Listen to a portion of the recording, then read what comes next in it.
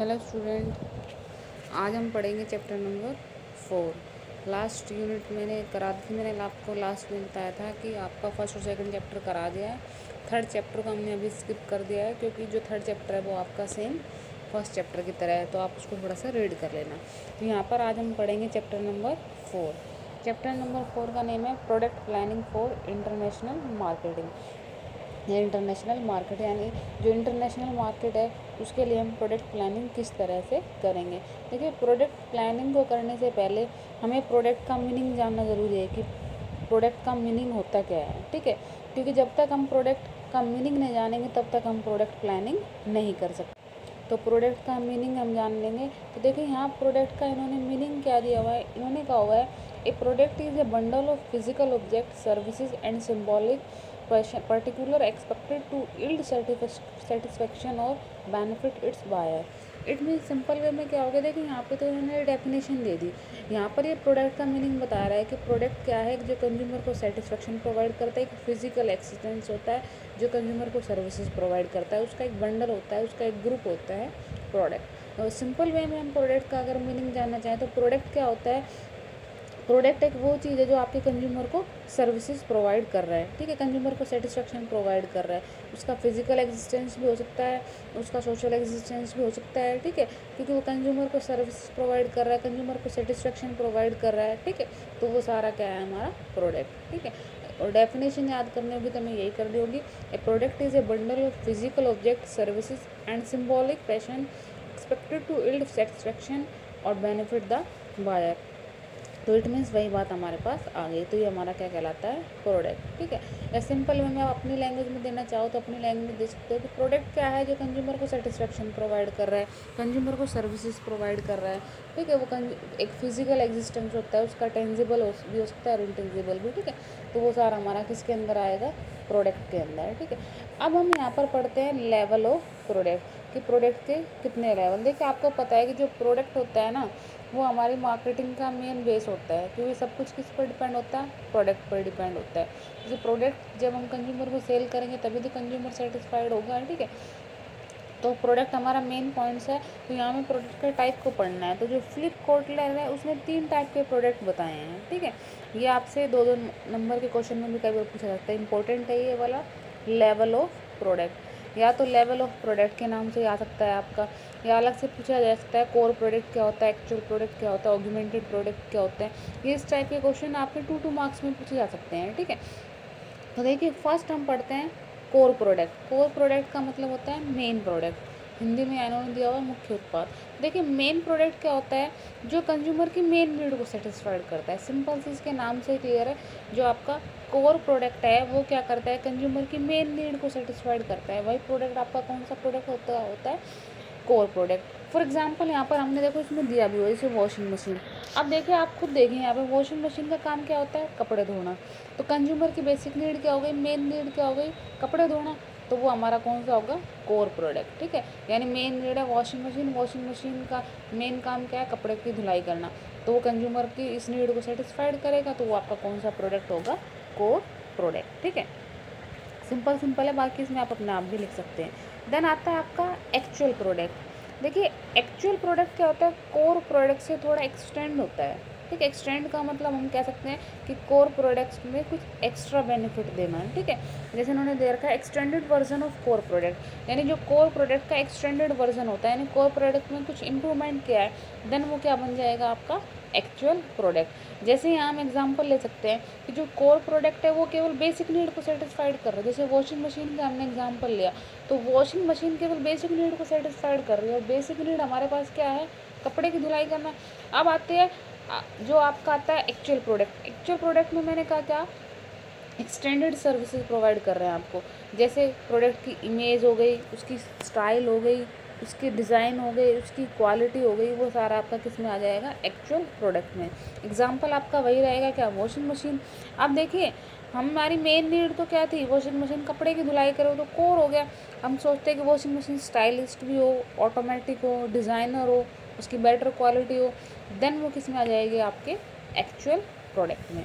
And then last है आपका augmented product. ठीक है, ऑगमेंटेड प्रोडक्ट क्या, देखिए कोर प्रोडक्ट का एडिशनल क्या हो गया, एक्चुअल। और एक्चुअल का एडिशनल क्या हो जाएगा आपका ऑगमेंटेड प्रोडक्ट। सिंपल है, इनके नाम से ही क्लियर है क्या कि कोर का एडिशन कोर का एक्स्ट्रा में क्या था एक्चुअल, और एक्चुअल का एक्स्ट्रा क्या है ऑगमेंटेड। ये कह रहा है additional service provide after sales. ठीक है, ये पॉइंट्स आपको ध्यान में रखना है। Additional service provide after sales, after sales जो भी एडिशनल सर्विसेज प्रोवाइड की जा रही है वो आपके किस में आ जाएगी ऑगमेंटेड प्रोडक्ट में। जैसे आफ्टर सेल आप वारंटी प्रोवाइड करते हैं, ठीक है, तो वो किस में आ गया आपकी ऑगमेंटेड प्रोडक्ट में। जैसे मान लो सकते हैं वॉशिंग मशीन है, कोई कंपनी क्या करती है वॉशिंग मशीन की हमें 3 साल की गारंटी देती है, कोई 1 साल की, तो वो सारा किस में आता है गारंटी वारंटी जो भी आपका है इंश्योरेंस वगैरह वो सारा किस में आ जाएगा आपका ऑगमेंटेड प्रोडक्ट में। ठीक है, तो ये सिंपल है, इनके नाम से क्लियर है, बाकी आप बुक से स्टडी करेंगे। देखिए मैं आपको सिर्फ जो आपका टॉपिक है मेन और उसका कॉन्सेप्ट समझा देती हूँ, बाकी आप बुक से स्टडी करेंगे तो उससे आपको ज़्यादा डिटेल में समझ में आ जाएगा। बस मेन आपको पॉइंट समझ में आना चाहिए। जैसे कोर का मीनिंग मैंने बता दिया, बेसिक नीड सेटिस्फाइड करता है। एक्चुअल का मीनिंग मैंने बता दिया, ठीक है, देन ऑगमेंटेड का बता दिया। देन नेक्स्ट हम देखते हैं यहाँ पर, नेक्स्ट आपका आता है मीनिंग ऑफ न्यू प्रोडक्ट। ठीक है, देन नेक्स्ट आपका क्या आता है मीनिंग ऑफ न्यू प्रोडक्ट। अब हमें ये पता होना चाहिए कि न्यू प्रोडक्ट क्या होता है आपका। देखिए न्यू प्रोडक्ट का मतलब नाम से क्लियर होता है, नया प्रोडक्ट भी बोल सकते हैं, ठीक है, या हम इसमें बोल सकते हैं कि ओल्ड प्रोडक्ट में कोई चेंज करना, वही हमारा क्या हो सकता है न्यू प्रोडक्ट हो सकता है। यानी कोई भी चेंजमेंट होगा, जैसे आपका जो एग्जिस्टिंग प्रोडक्ट है पुराना प्रोडक्ट है, अगर उसमें हम कुछ चेंज कर रहे हैं तो वो आपका न्यू प्रोडक्ट ही होगा। यहाँ इसकी डेफिनेशन पढ़ लेते हैं। इन्होंने कहा when it has some distinct feature which are not found in existing and competitive product। वही बात हो गई, ये कह रहा है कि ऐसा एडिशनल फीचर जो कि हमारे पुराने प्रोडक्ट में नहीं था और जो कॉम्पिटिटर के प्रोडक्ट में ना हो, वही हमारे लिए क्या होता है न्यू प्रोडक्ट। या इन्होंने बोल दिया new product replace existing product. जो न्यू प्रोडक्ट है वो एग्जिस्टिंग प्रोडक्ट को क्या कर देता है रिप्लेस कर देता है। एग्जिस्टिंग का मतलब जो हमारा पहले से प्रोडक्ट है उसमें कोई चेंज आ रहा है तो उसको रिप्लेस कौन सा हमारा करेगा न्यू प्रोडक्ट। तो सिंपल सा है, इसमें भी छोटा सा टॉपिक है, कुछ भी नहीं है।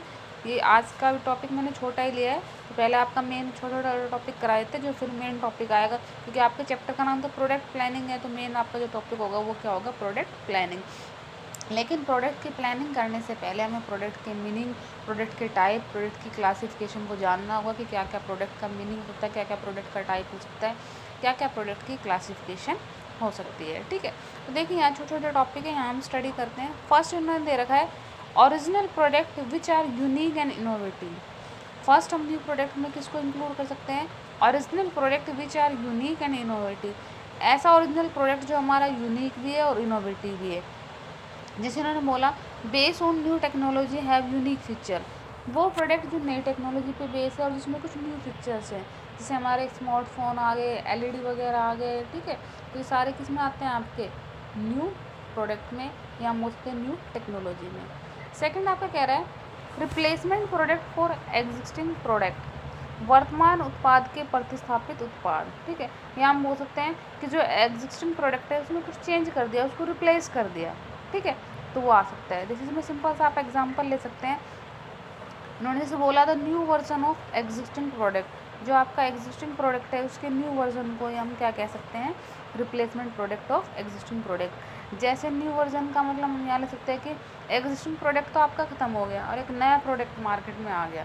जैसे कि मान लीजिए स्मार्टफोन आने से पहले जो सिंपल फ़ोन आते थे अब वो मार्केट में कम हो गए, मतलब एक प्रकार से ख़त्म ही हो चुके हैं, है ही नहीं मार्केट में, ठीक है, और उसकी जगह स्मार्टफोन हम आ गए ज़्यादा, ठीक है। इस तरह टीवी की जगह एलईडी वगैरह हमारे आ गए, तो ये सारा किस में आएगा replacement product for existing product. And last है आपका product new for the business unit but not new for the market. देखिए वो प्रोडक्ट भी न्यू माना जाएगा जो बिजनेस यूनिट के लिए नया है लेकिन मार्केट के लिए नया नहीं है। इट मीन्स मार्केट में वो प्रोडक्ट पहले से अवेलेबल है लेकिन सिर्फ जो बिजनेस मैन है यानी हम उस प्रोडक्ट को पहली बार बना रहे हैं, तब भी वो हमारे लिए क्या होगा न्यू प्रोडक्ट, लेकिन वो मार्केट के लिए न्यू नहीं होगा। जैसे इन्होंने यहाँ एग्जांपल ले लिया Google company make a phone. देखिए जो आपके फ़ोन वगैरह वो तो आपके पहले से बनते हैं, सैमसंग कंपनी हो गई, सोनी कंपनी हो गई, ठीक है, तो ये जो एप्पल की कंपनी होगी ये तो पहले से फ़ोन बना रहे। अगर गूगल भी स्टार्ट कर दे तो वो आपका क्या होगा product new for the business unit but not new for the market. जो बिज़नेस यूनिट के लिए तो नया है लेकिन मार्केट के लिए नया नहीं है। ठीक है, तो ये छोटा सा टॉपिक है, आज के लिए इतना ही। थोड़ा थोड़ा करो स्टडी। ठीक है, ओके, थैंक यू।